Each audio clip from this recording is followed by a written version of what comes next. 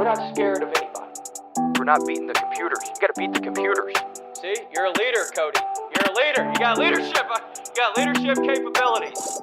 Well, I just think that's a bunch of BS. Sounds nice, and that's a great coaching line, and it's a heck of a cliche, but it's stupid. I told you he was gonna play well. I told all y'all. Y'all don't listen. I think y'all know everything. Y'all don't listen. You've been under a rock. All right, welcome back to another episode of Boot Up, the LSU basketball podcast. As always, I'm Cody Worsham, digital media reporter for LSU Athletics. Not as always, I'm joined today by a very special guest, Harrison Valentine. Harrison, what's your title here? Student digital writer. Student digital writer for. It's like a lesser version of you, I guess. Yeah, basically you're doing all the stuff that I don't have time to do right now. And your work is greatly appreciated, and I'm guessing most of our listeners know where to follow you and follow you already, but if they don't, where can they follow you? H Valentine LSU on Twitter. Perfect. And also LSUsports.net. All your stories go there. So the reason I have Harrison on today is in the same spirit of him doing all the work that I don't have time to do. He is going to take over as guest host momentarily, and we're gonna flip the script here to borrow a phrase from my friend Ben Love, who does radio in Lafayette. We're going to flip the script. I'm going to be the guest. Harrison's going to be the host. We'll see how it goes. He has some questions for me. And that way we can accomplish a couple things. One, we can talk about LSU basketball and get a podcast recorded. And two, I don't have to sit here and talk to myself into a microphone for 30 minutes. So, Harrison, good. Yeah, I'm going to do my best impression of Tremont Waters, pass the ball to you, and let you take over. Well, happy March. I'm going to ask Cody some questions as we gear up for tournament play here. One last regular season matchup versus Mizzou left, and the Tigers are coming off a convincing win on Saturday versus Vanderbilt. Coach Wade talked about consistency after Tuesday's win and how it hasn't always been pretty this year, but the Tigers have finished in the top four in the conference each of the last three seasons. What are your preliminary thoughts on where the program's at right now? Some people forget they were NCAA bound last year too before COVID hit. What are your thoughts on where the program's at, and your thoughts on coach's comments about consistency after the game? Yeah, this I love this. One of the things I love about this team is they force me to hold contradictory ideas in my head. So on the one hand, I probably share a lot of the frustrations that the players have, that the coaches have, that the fans have about this team's inability to consistently be as good as we think they can be, right? Like, we've seen them be really good.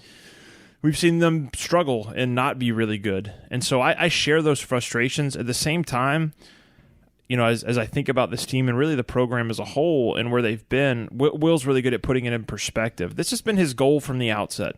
Be in the top four every year in the SEC, because if you do that, you get a chance to be in the NCAA tournament. And if you're in the top four every year, every second year, third year, fourth year, you're going to make a run at the SEC title. And regardless of if you make the run at the SEC title, if you're in the top four and you're in the NCAA tournament, 1 year, the ball's going to bounce your way and you're going to make a run. So it's all about getting as many shots as possible. So all that said, did I expect this team to be, 15-8 right now? And what are they, 10-6 in the SEC? Mm-hmm. Yeah, 10-6 in the SEC going into this game against Missouri. No, I expected them to be a little bit better than that. I expected them to be in the top 25. I expected them to compete for a 3, 4, 5 seed. But at this point in the season, as Coach Wade says all the time, never bet against consistent behavior. And this team's consistent behavior is that it is an inconsistent basketball team. Mm-hmm. So we've come to expect that. We understand that. That's frustrating. It's also kind of intriguing because I think they're a team that on any given night can beat any team in the country. And I mean any team in the country. Now, the flip side is they can lose to... I'm not going to say they can lose to any team because they don't have any bad losses this year, really. On paper, the Georgia loss on the road is probably their worst loss, and that's a quad 1, quad 2 loss on the road is not that bad. So if you can get Missouri, you can go Missouri, Tennessee, Arkansas. Those are three pretty quality wins. Yeah, and they've got some quality wins. So that's where I am with this team. Like I said, they make me hold two contradictory thoughts in my head, which I think is a good exercise all the time anyway. But, the program as a whole, with the on-court results, I don't think you can argue, especially, and I'll wrap up my answer here, especially when I was on the beat for this team when they went 2-16 in the SEC. I was at every press conference. Kent Lowe was so sad and just needed a pat on the back. I'm kidding. Kent was fine, but they were 2-16, and every press conference was the same. It was hard to ask questions because they kept losing. They lost 15 games in a row at one point. So I was there for that, and then I was there a couple years later when they made the Sweet 16, and was then working for LSU at that point. But I'm here now as they're about to go to the NCAA tournament again, and that's the expectation. And if you'd have told me that in that year, I'd have taken it. So it's like Will said. I mean, I think we get caught up in they won the SEC championship so early, and if he said if I told you at that intro presser in the Union that we'd be in the top 4 each of these years, you'd call me crazy. Yeah, we're going to be in the top 4 for 3 straight seasons, right? Only team in the SEC. I bet if you took the records over the last 3 years in the SEC and added them up, LSU would have the best overall record. I haven't done that math, but they're either 1 or 2, and I would bet they're 1, with Kentucky being 2, given Kentucky's struggles this year. So look, consistency is what you want. Now, is there another level LSU basketball can get to? Maybe, and maybe that's the next step. But right now, I think they're in a good spot. Yeah, like I said, final SEC regular season game Saturday at Mizzou. Now that we're almost through this regular season play, what's your overall assessment of the league as a whole before we head to Nashville? And what type of matchups could give LSU the best chance to make it to Sunday, or at least avoid an early exit? The SEC as a whole, I think it's a pretty good example of parity. I think the gap between Arkansas at 2 and even South Carolina at 13 or 12, the gap between 2 and 12 is not that large to me in terms of quality. I think South Carolina can give you as difficult a game as Arkansas could. Now, I know Arkansas is on a roll, and I don't say that to undermine them at all. I say that to compliment South Carolina, to compliment the league as a whole. I do think Alabama has distanced itself, but I think also Arkansas showed that they can be slowed down, and they are a little bit reliant on live by the 3, die by the 3, and their adjusted offense is good, but not elite, not even as elite as LSU's. Their offensive rating stats. So I think it's wide open. I would not be shocked. I'll say this for the NCAA tournament and the SEC tournament. I wouldn't be shocked if LSU goes there and loses the first game, and I wouldn't be shocked if LSU wins the whole thing. Well, it feels like Alabama this year is kind of like a comparison to Florida when LSU won the year LSU won the SEC title. Like, just a tough matchup. Like, each time it just feels like it's just going to be a battle every time. Yeah, I mean, I look, there's an old saying in sports, you never want to play a team 3 times in the same season. So I don't think Alabama – look, I know Alabama had no trouble with LSU this year at all, but I don't think Alabama wants to play LSU again. Yeah. Like, I don't think they want LSU to get a third crack at them. Would Alabama still be favored in that game? Yes. But would I like LSU's chances more in that game than I have the previous 2 matchups? Maybe. Maybe is such an unsatisfactory answer. But back to your original question, I think it's wide open. I think the specific matchups that LSU would like to get, I think, would be the teams that aren't as robust defensively. Because when LSU scores, which they pretty much score every game, but when they really are scoring, that fuels what they do. So they play better defense when they're scoring. I think you tweeted about this earlier, but when Darius Days makes his shot, they win, right? So like, not to pick on Darius, but using him as a microcosm, like when Darius is making shots, it elevates the team, it elevates his defensive play, it elevates their defensive play. They get energy, they get swagger, and when the shots aren't falling, they kind of drop down a little bit and they lose that edge. So I would think the teams. I mean, I'm looking at the defensive stats here. Like, I don't want to pick on the bottom of the league here, but like Missouri, and knock on wood, I could regret saying that, but Missouri's kind of middle of the pack defensively in the SEC. Alabama is the elite team in the SEC defensively, so that's why it's not been a great matchup for LSU. Arkansas is right there at number 3 and probably the hottest defense in the SEC. That's why LSU struggled in that game. But like, all that to say, like, LSU played really well against Tennessee, and Tennessee's 4th in the conference in defense, but they're more toward the bottom. They're 10th in offense efficiency. So it's hard to pick.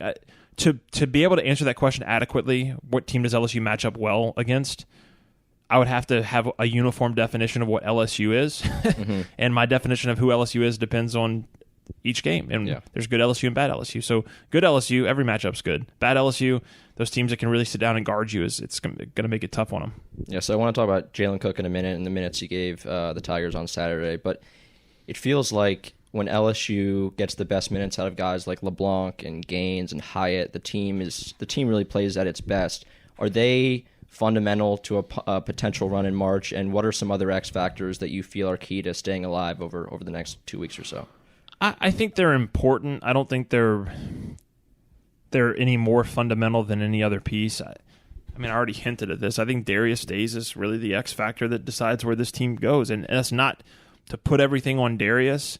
Some of that may be coincidence, but like you tweeted out the stats earlier. It's double the point. Like when they win, he doubles his points. He doubles his field goal. It's not like little stats here and there. It's just like it's drastic different changes. Yeah. I think it was like he's averaging 14.8 and like 4 points when they lose. Yeah, so 14.8 when they win, 4 points when they lose, 8 rebounds when they win, 5 when they lose, 60+% shooting when they win, 30 something when they lose. So that's not to undermine what Gaines and what LeBlanc and especially Cook of late bring to the table and how important they are to this team. Those guys have to play well for this team to reach its ceiling. But to me, it's your big four. It's Javonte Smart and Trenton Watford and Darius Days and Cam Thomas, and they're the ones that will carry you the distance. Those other guys can make the difference in big moments, right? They can set the floor for you, but your ceiling is those guys. So I would say as good as Cook has been, and we'll talk about him in a second, it sounds like, as positive of minutes as Gaines has given you, as much as I love the junkyard dog mentality of Josh LeBlanc and think he brings an absolutely essential element to this team, I still think it's that big four and Days specifically, but really that big four generally, they're going to be the ones that carry you. Yeah, so I know some people on Twitter have been asking about Jalen Cook maybe deserving more minutes. What are your thoughts on that, and maybe on your thoughts on some of the minutes they gave the Tigers on Saturday? Yeah, I love Jalen Cook. I've loved Jalen Cook's game for a long time. So my routine here at work is Monday, Wednesday, Friday at noon. I try to get over to the weight room and get like a 30 to 45 minute lift in, just like as stress relief. It's just like a peaceful, quiet area where my 2 children of 5 and 3 years old can't yell at me, and nobody at work is asking me to do anything. So it's a very peaceful time. And occasionally I see some basketball guys over there, and I saw Jalen the other day, and I'd never met him because of COVID. Like, I used to spend time with these guys, around these guys a lot, but because of COVID, I just haven't met a lot of them. And I saw Jalen, and I went up to him, and this was probably a month ago before he really had started playing. I said, "Hey, I just want to introduce myself. I love your game. Like, I love the way you play. I love the way you defend. I think you've got some real good skill offensively. I'm excited about like where your career is going to go." And I've been tweeting about how much I love Jalen Cook's game since the fall. I think there's something about him. There's a quality that he has that connects to me in my basketball eye. Some guys I don't connect with that way. I hated Kevin Love when he was at UCLA. Like, just didn't connect with my basketball eye. I love Kevin Love now. Like, as a human being, I think he's a wonderful person. But as a player, like, he didn't connect to my eye. Jalen Cook, just my basketball eye is drawn to him, and so I love what he's brought to the table lately. I love his ability to make open shots. I love his ability to drive and attack and get past people. I love his defensive footwork. Is his defense. Wow. Yeah, he covers space well. He's got strong hands. I'd hate to play against him. Just hate to play against that kind of guy. And so it's been good to see it. I hope he continues to get more minutes. I feel the same. Crazy passes too the other night. Yeah. I mean, he's got it all. He's gonna be a good to really, really good 4-year player for LSU. I feel the same way about him that as I did with Days his freshman year. I was on the Darius, I'm not patting myself on the back. A lot of people were, but I was on the Darius Days bandwagon from the start because he caught my basketball eye. And Cook's the same way. He hasn't had as big a role this year as Days did 2 years ago when they made the Sweet 16. But I think he showed against Vanderbilt he can be a difference maker, and I hope we see him in that role moving forward. Yeah, so I stole a couple fan questions from your previous tweet, and one of them was about seeding. Another one was about maybe a little Tigers in the NBA update with Nas and Tremont. But first, I want to talk about seeding. Looks right now they're in the 8-9 range. I know Joe Lunardi has them in the 9 right now. Some have them in the 8. Is there a possibility of possibly snagging a 7 with a couple wins down the stretch, or like what are your thoughts on seeding? Yeah, just so people know, Harrison didn't show me these questions before. We're going in blind. This is the real deal. Yeah, I'm looking at CBS. CBS has them. There's CBS. You can hear it right there in the background. CBS has them as a 9, playing against Louisville in the first round, and then in the same bracket as Michigan. And let's see if I can pull up ESPN and Lenardi here. You said they had him at an 8 last I think Lenardi had him at a 9. 9? Okay, Just so posted a tweet. Yeah, so that's where they've been, right? They've been on the 8-9 line. I think they can get above that. I think they can, especially if they make a run in the SEC tournament. They beat Missouri. I think they could work their way up to a 7. I think 7 is their ceiling at this point. I don't think you have enough quad 1 wins. Maybe if you won the SEC tournament, you could get to a 6. I don't think you could get any higher than that. 6-7 would be the ideal place for me because that's winnable Sweet 16, Elite 8 territory for LSU. Because this is a team, like I said, that can beat anybody on any given night. So that would be ideal if they can beat Missouri on the road on Saturday, go to the SEC tournament, win a couple games. I see why I couldn't find ESPN's. They have. I need to get in touch. They have a new version of bracketology. They have a new version, but Lenardi has them listed as Louisiana State, which is a no-no. It's not Louisiana State. It's LSU, but he has them as a 9 as well. So with Baylor as the 1, which that'd be tough, and that's why if I were the czar of where LSU basketball ends up in the next couple of weeks, I would either want them to fall to a 10 or to rise to a 6 or 7, because I think 8-9 is a tough spot to land. Now, if you're going to make a run here, you got to beat a good team at some point anyway, but you just increase your margin for error against some of these 2s that are a little more vulnerable. Alabama's at a 2 line right now, right? Like Iowa is at a 2 line. If you get the other 8-9, you play a good game, you move on. Your reward is probably Gonzaga, Michigan, Baylor, who's just on a roll. So. Yeah, and that's you want to give yourself more margin for error than those teams. And so, I mean, you can look at the percentages of how many times 2 seeds lose in the round of 32 versus 1s. I would bet it's significantly, at least twice as often that the 2 seeds lose as opposed to 1. So hopefully LSU works its way up to a 7. Maybe even a 6, but they're going to have to win a bunch of games to do that. They're going to have to and be good teams. They're going to have to beat an Arkansas. They're going to have to beat probably an Alabama. And we'll see how the SEC tournament seeding plays out. I know Kent Lowe sent out a email today with all the scenarios. It sounds like LSU will either be a 3 or 4. Again, a 3 would be really nice. But then again, if you're a 4, you get a chance to play Alabama earlier. And I think all they got to do to be a 3 is win, or they could lose and have Tennessee beat Florida. Okay, and that seems doable. Where's that game? Is that Tennessee game at Tennessee? Sure. I'll pull it up. I think it's at Tennessee, and the only way they get a 4 is if both LSU loses and I think Florida beats Tennessee. Florida wins, yeah. And so Ken Pom gives Tennessee a 61% chance to win that game at home. So the numbers are favoring LSU, and a 3 is a great place to be because then you're a little bit more favorable matchups, and then you get Arkansas, and you've seen what LSU can do against Arkansas. So I think that's a good spot to be. All right, so I've actually got a Cam Thomas question for you. What have you seen in his game the last couple of weeks? He's still going to shoot and bowl, get his shot, but he's been getting to the rim a lot more. He's been more aggressive, maybe passing on a look. He would have took in the middle of the season. Have you seen or noticed anything in his game towards the end of the season here that's allowed him to have a little bit more of an efficient scoring percentage? I think Cam Thomas has been listening to Boot Up the LSU Basketball Podcast as any wise basketball mind affiliated with LSU basketball. No. I think, I said this probably on the last episode because the episodes have been so irregular. Cam is at his best when he approaches the game of basketball like he approaches the way he warms up to play the game of basketball. If you ever watch Cam Thomas warm up, what does he do? He goes straight to the rim first. He shoots very, very close shots.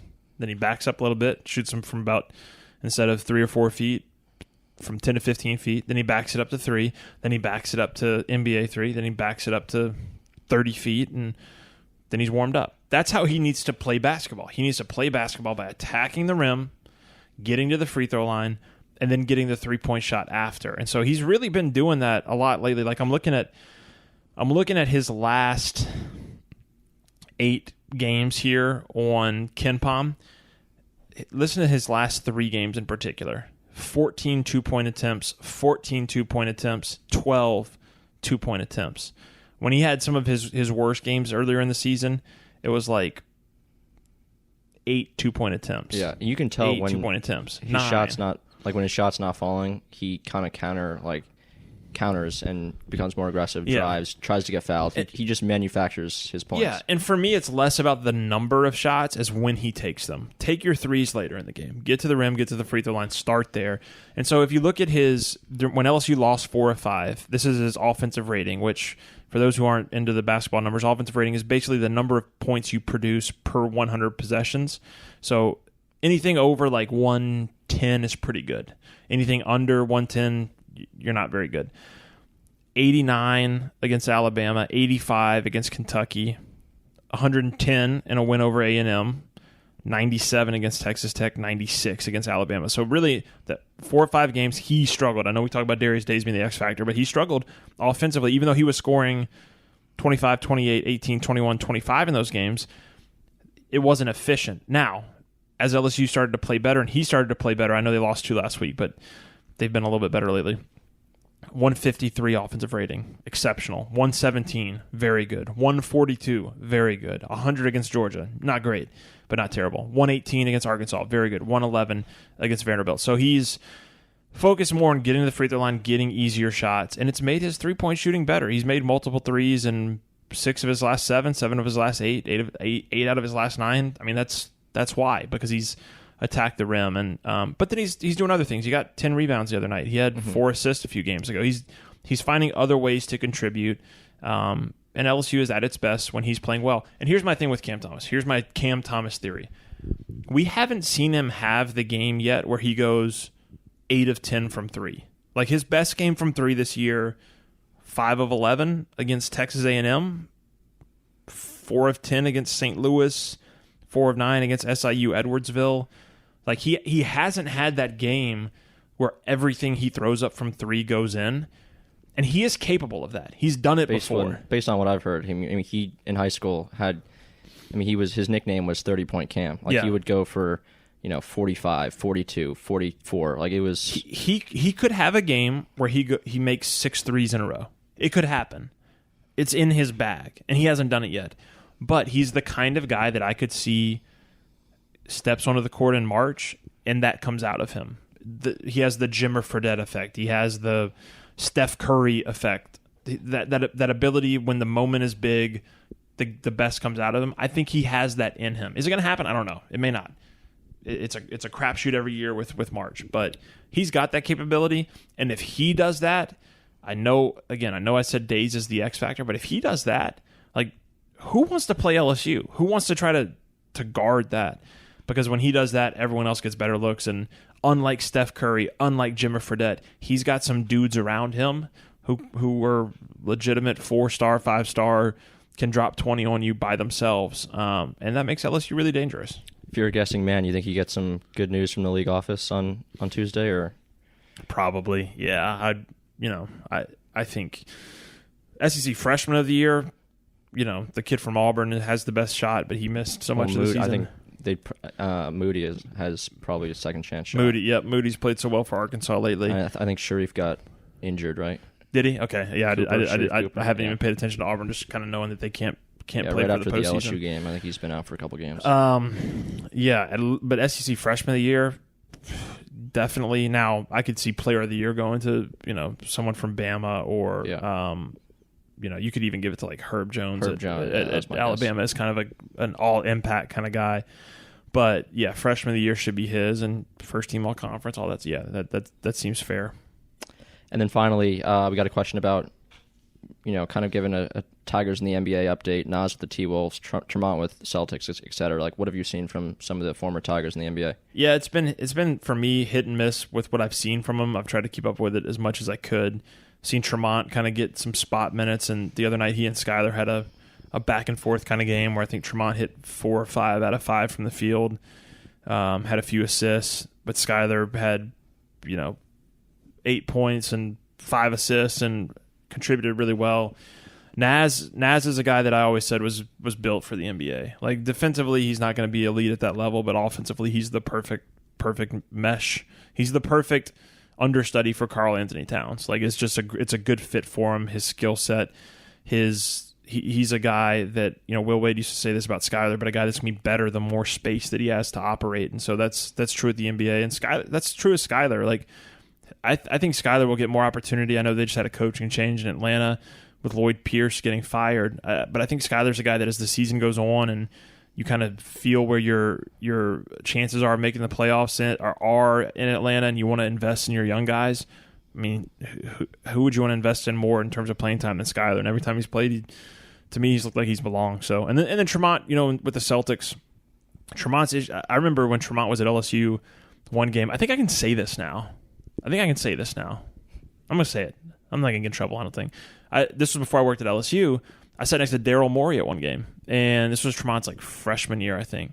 And Daryl Morey was so kind and gracious and like open with me. And so like I wasn't working at LSU. I was in the media. I was just kind of picking his brain, seeing, you know, if I could use any of this information. And he said, for him, Tremont was always going to be, his best shot was to be like a sixth man.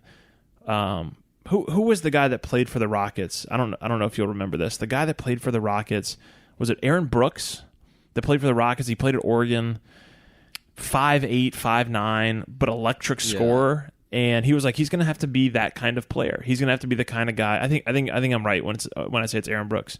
He's going to have to be that kind of guy that is an electric scorer. I know Aaron Brooks was the Saints quarterback, by the way, and so that's why it's throwing me off. And I haven't thought about this this person in a while. We're both Googling. Aaron Brooks? Yeah, Aaron Brooks. Played for the Knicks? Played for the Knicks. Did he play for the Rockets at some point too? Yeah, he did. Everyone played for the Knicks. Yeah, this is who I'm thinking of. Aaron Brooks. He's listed at 6'1", 161. I don't think that's true. I think he was more... Okay, so he was in the NBA when I was like...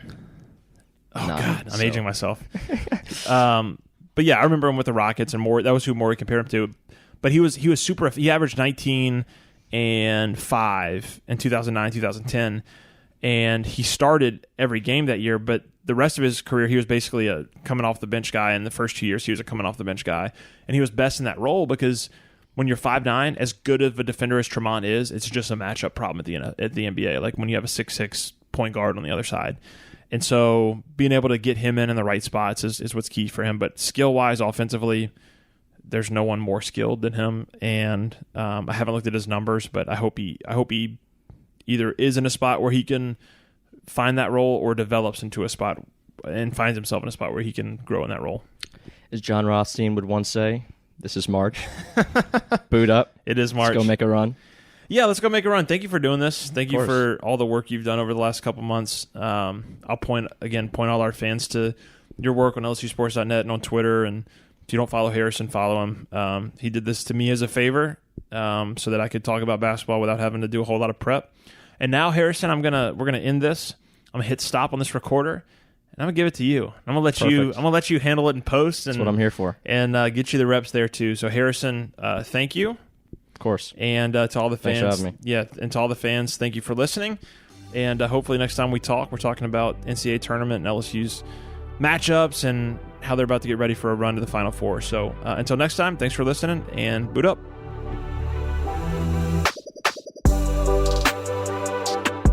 Where is Cody? He's on vacation. State media takes vacation. You go to North Korea for vacation. Can you go to Pyongyang for vacation? Is that possible? No. Yeah, we gotta check for when Cody gets back from North Korea.